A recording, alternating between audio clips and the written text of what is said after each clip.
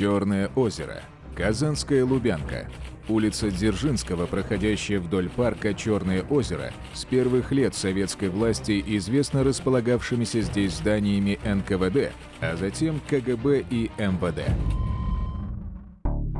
Старые частные дома горят, увы, нередко. Плохая проводка, неисправные электроприборы, курящие хозяева. Иногда огонь не щадит не только стены, но и тех, кто в них живет. Но то, что увидели пожарные 4 июня 2016 года в городе Чистополе, было сродни фильмам Тарантино. Море крови и сразу несколько загубленных жизней. Но люди погибли не от огня.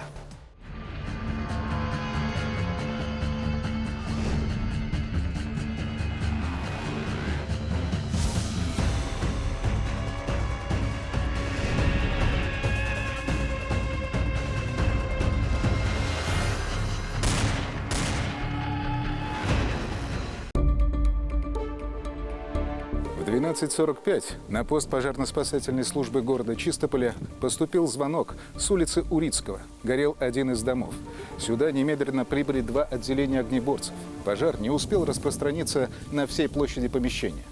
Пламя быстро погасили. Когда пожарные начали осматривать место происшествия, открылась страшная картина. В доме нашли тела 4 погибших со следами ножевых ранений. Едкий дым унес в небеса непрекаянные души мужчины, 2 женщин и 3-летнего ангела.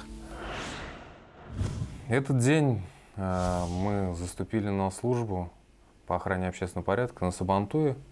Было легкое настроение, белые рубашки. В принципе, это стабильная практика в Чистополе. Общественные мероприятия проходят без происшествий. В какой-то момент поступил сигнал от дежурной части, что в центре города произошло возгорание, частный сектор, горит жилой дом. Постепенно туда стали отправлять сотрудников, ряды наши стали редеть на месте охраны, и все больше людей уезжало туда. Там параллельно уже, по-моему, в социальных сетях стал обсуждаться именно пожар. Потом поступила уточненная информация, что на месте происшествия были обнаружены тела погибших людей. В ходе их осмотра было выявлено, что они имеют признаки насильственной смерти. На место преступления приехали сотрудники Следственного комитета с управления уголовного розыска, руководство Чистопольского отдела. И началось мероприятие по раскрытию данного преступления. В ходе отработки изначально проводилось подворный обход. На предмет установления лиц, кто мог приходить. Как выяснилось, в ночное время там было застолье.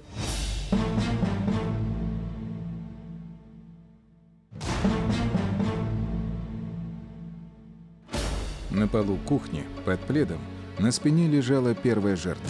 В зале, прислонившись к дивану, навсегда остался сидеть погибший мужчина. В спальне вечный сон настиг еще одну женщину. В этой же комнате на кровати лежала маленькая бездыханная девочка, тело которой было накрыто одеялом. У прибывших на место сотрудников полиции не оставалось сомнения, что в доме произошла кровавая драма. У всех погибших на теле были многочисленные колото-резанные раны в голову, живот, грудь и особенно в шею. На одежде, на мебели, на полу виднелись бурые подтеки. Позже экспертиза показала, что все 4 умерли от потери крови практически мгновенно. Шансов остаться в живых не было ни у кого. На месте происшествия были изъяты, обнаружены различные орудия, такие как ножи и другие биологические объекты, необходимые, в дальнейшем для назначения соответствующих судебных медицинских экспертиз, биологических, молекулярно-генетических. Параллельно также работали оперативные сотрудники органов внутренних дел, которыми, устанавливалась личность лица, совершившего указанное преступление.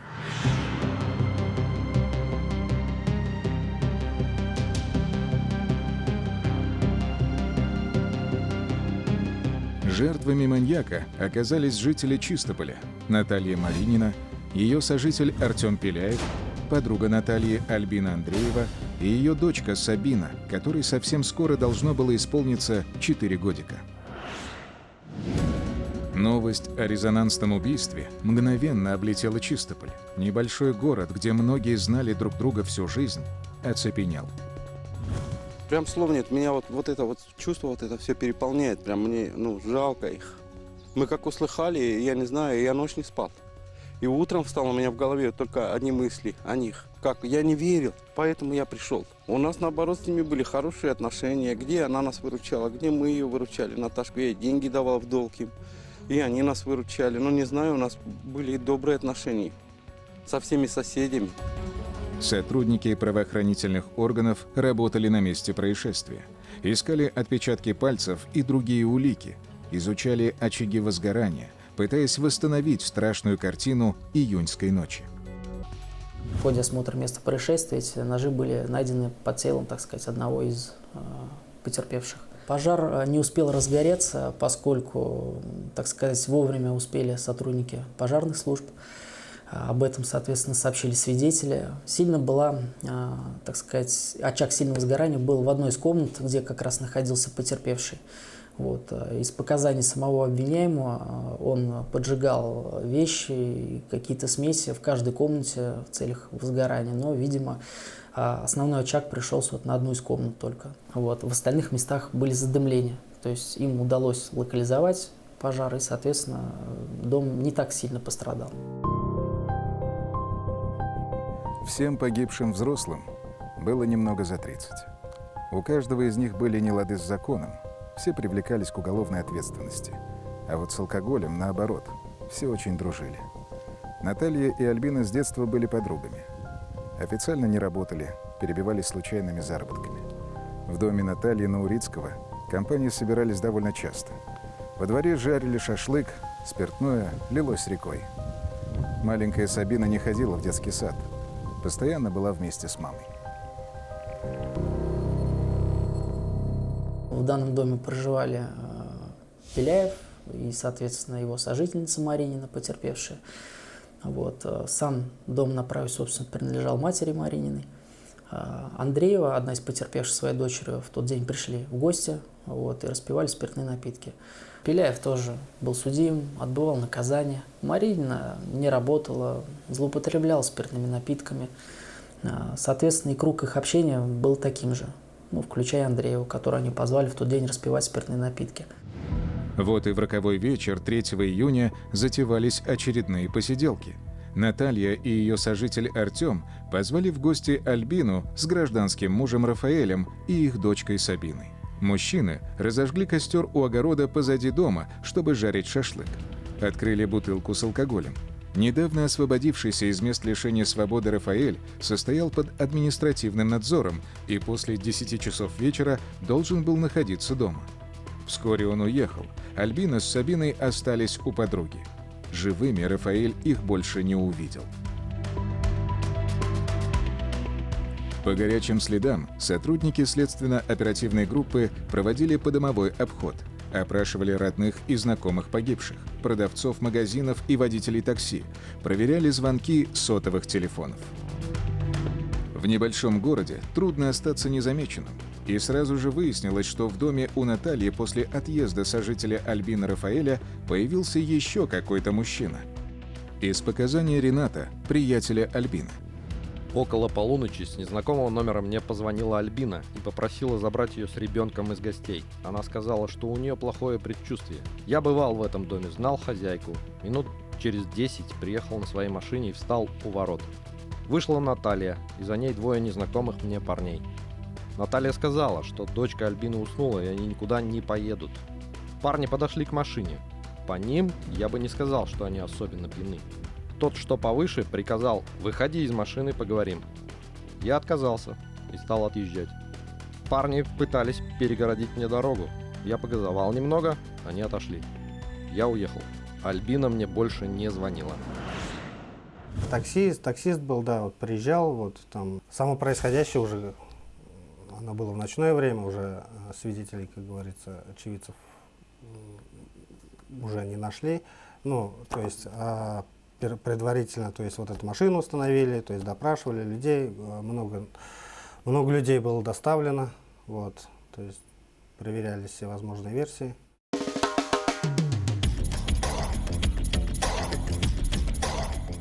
Буквально за сутки по горячим следам сотрудники следственно-оперативной группы вычислили незнакомца, который мог бы быть причастен к преступлению.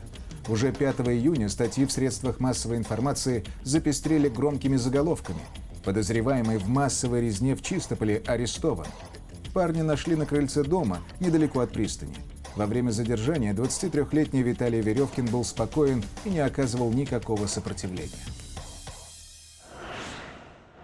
Погибший мужчина тоже нам был знаком ранее, привлекался к уголовной ответственности, доставлялся в отдел, поэтому более или менее в общих чертах круг его общения мы знали, стали двигаться в этом направлении. В ходе буквально небольшого промежутка времени нами была получена информация, что как бы накануне вечером там среди гостей также был гражданин Веревкин, который нам был ранее знаком, то есть на месте пожара его тела обнаружено не было, в связи с чем как бы мы поняли, что он остался живой и мог бы нам что-то поведать о произошедших событиях. Данный гражданин был, наверное, почти каждому оперативнику нам знаком, то есть раньше он совершал мелкие имущественные, там, небольшой тяжести, средней тяжести преступления, угоны автомашин.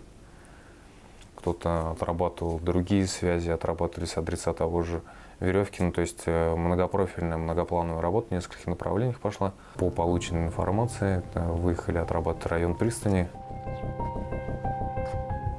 Вот в этом доме непосредственно скрывался у нас Веревкин Виталий. То бишь установили, когда местонахождение фигуранта нашего. Вот, он находился вот в соседнем дворе, в соседнем доме. Вот, и так как пути подхода туда были просматриваемы со всех сторон, вот, мы воспользовались домом соседки. На тот момент этого забора того высокого не было. В принципе, с задней части нам открылся обзор. Здесь мы увидели его сидящим вот непосредственно с забором на крылечке. Один сотрудник отвлекал его, здесь он курил, открыл эту дверь. И, то есть мы были друг другу в поле зрения. Он просто спросил сигарету, в этот момент мы совершили прыжок через забор. И буквально через мгновение он уже сидел в машине с нами. 24-летие Веревкин встретил в СИЗО. В свои молодые годы он уже имел приличный уголовный стаж. Рецидивист был неоднократно судим за различные преступления – кражу, мошенничество, грабеж, неправомерное завладение автомобилем. Угон машин вообще был его любимым криминальным развлечением. Он был 6 раз судим. Начиная с 15 лет он привлекался к уголовной ответственности. Он находился и в спец-ПТУ, и в колонии для несовершеннолетних.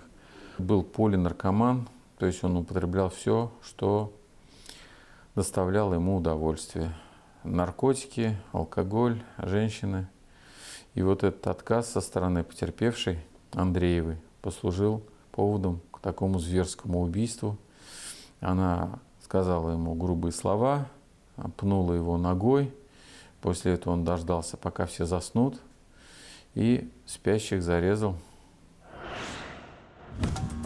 Сожитель Натальи Артем Пеляев и Виталий Веревкин вместе отбывали наказание в местах лишения свободы.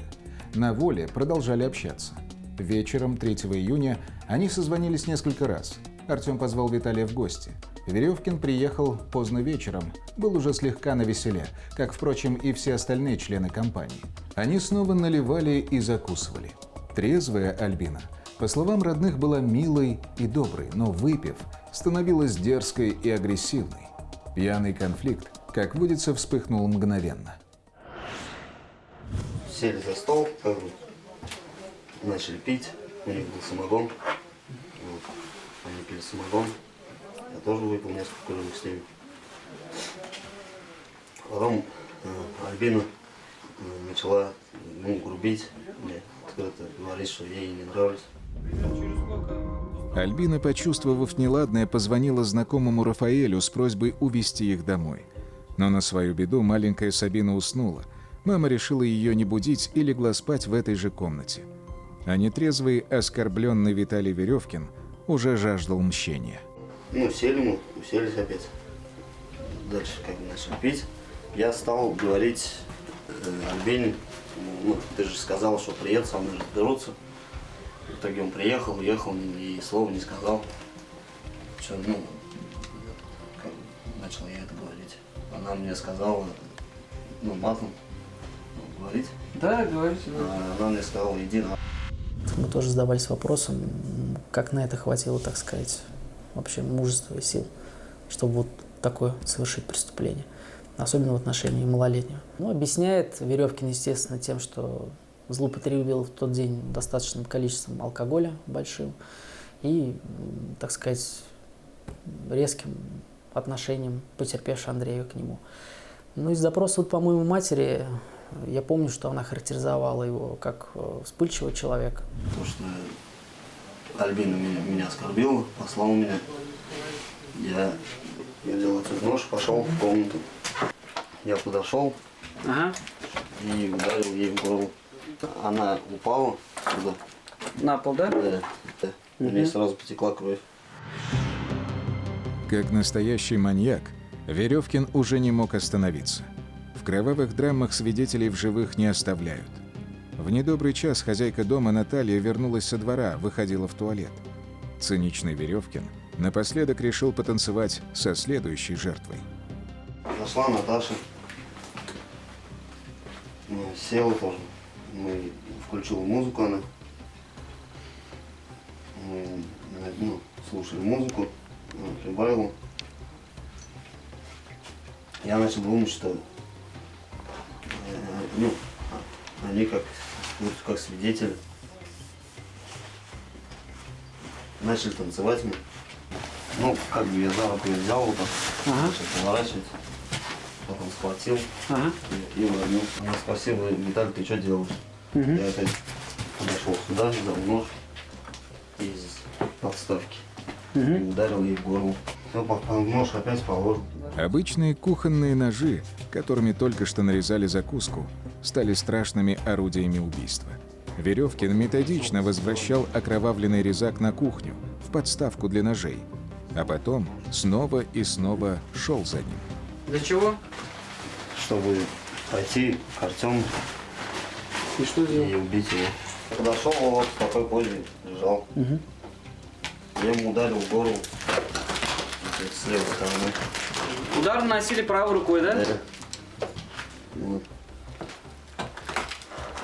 Он как бы, повернулся, вот так вот, сел и, спросил: Виталий, ты что делаешь? Я начал ударять его в область сердца. Сколько ударов вы нанесли в область сердца? В грудь 3 или 4 удара. Читать протоколы дела мучительно трудно, особенно когда это касается маленькой Сабины, которая волей злой судьбы, а вернее образа жизни матери, стала последней жертвой чистопольского убийцы. Войдя в комнату, Веревкин, осознавая, что малолетняя девочка находится в беспомощном состоянии и в силу своего возраста и физического состояния не способна защитить себя и оказать ему активное сопротивление, действуя умышленно и с особой жестокостью, осознавая особую мучительность избранного им способа лишения жизни малолетней потерпевшей, проявляя исключительное безразличие и безжалостность, нанес ей не менее 6 ударов. Положил опять его в подставку. Нож аккуратный Веревкин снова вернул на подставку. Потом он вышел из дома, часов 5 просидел на крыльце, думал, что делать дальше. Для него, в отличие от 4 убитых, начался новый день. Убийца решил поджечь дом, чтобы скрыть следы преступления.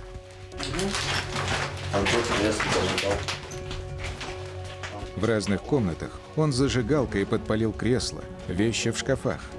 Напоследок взял на кухне подставку с ножами и кинул ее в зал, где уже сильно горел огонь. Основными доказательствами причастности Веревкина к совершению инкриминированного ему преступления было нож, обнаруженный на месте происшествия. По результатам проведения молекулярной генетической судебной экспертизы на клинке ножа, на рукоятке, было обнаружены эпителиальные клетки самого Веревкина и его кровь. Также на этом ноже и на других еще 4 ножах были обнаружены следы крови и эпителиальной клетки, соответственно, потерпевших. В ходе следствия Виталий Веревкин признал себя виновным, написал явку с повинной и дал признательные показания. Были проведены десятки экспертиз. молекулярно-генетические, биологические, пожаротехнические. Психолого-психиатрическая экспертиза признала Виталия Веревкина вменяемым. Дело передали в суд. Неожиданно, во время судебных слушаний Веревкин заявил, что оговорил себя, и в доме был еще один человек, который под страхом смерти заставил его убивать. Но эта версия была лишь слабой попыткой уйти от грядущего наказания. Эта версия опровергалась совокупностью собранных по делу доказательств, потому что, несмотря на то, что он устроил пожар, поджег вот дом этих потерпевших, на предметах, которыми он убивал, на орудиях преступления остались его эпителий. Кроме того, он сам себе порезал руку, и осталась там кровь. Были другие вещественные доказательства, которые опровергали вот его слова о том, что там действовали два человека. Там был один Веревкин, и действовал он двумя ножами.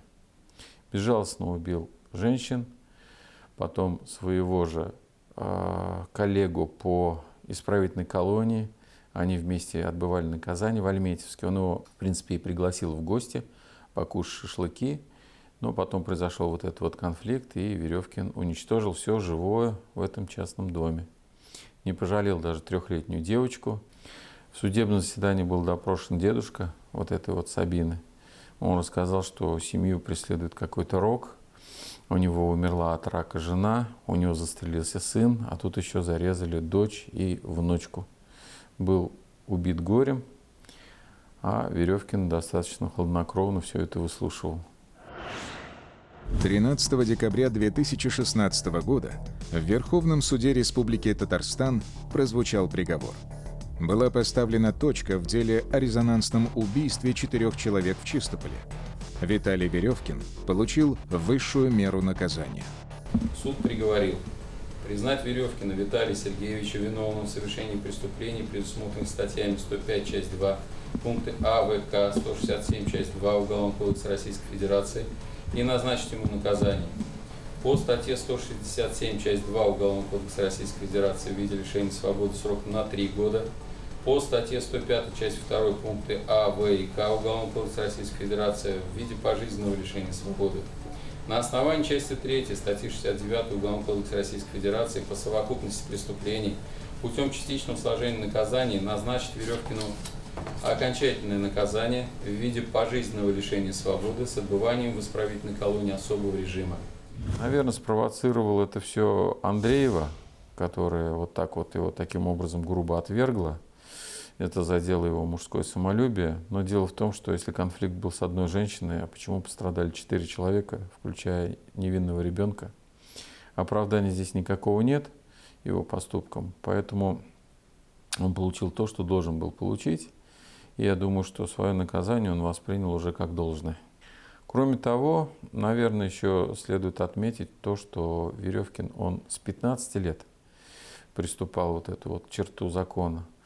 И шел, наверное, постепенно к своему вот этому пожизненному лишению свободы. У него категория преступлений увеличивалась в зависимости от его возраста. И вот в 23 года, получив такое максимальное наказание, он уехал в колонию для пожизненно осужденных. То есть вот это вот неоправданное насилие, которое он по малозначительному поводу вот так вот применил в отношении сразу 4 потерпевших, тоже характеризует его как человека, для которого нет каких-то моральных норм. Он закон нарушал, не думая об этом. И в итоге вот пришел к такому уже жесточайшему убийству, которое потрясло весь Чистополь. И до сих пор в Чистополе я бываю, и это убийство на слуху.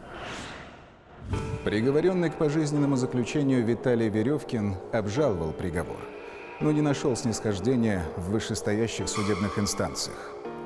Так что, сколько Веревкину не виться, сидеть ему до конца своих дней за решеткой. В колонии строгого режима, где он отбывает наказание, есть церковь. И если Веревкин ее посещает, возможно, когда-нибудь ему явится маленький ангел, лишенный жизни так бессмысленно и беспощадно.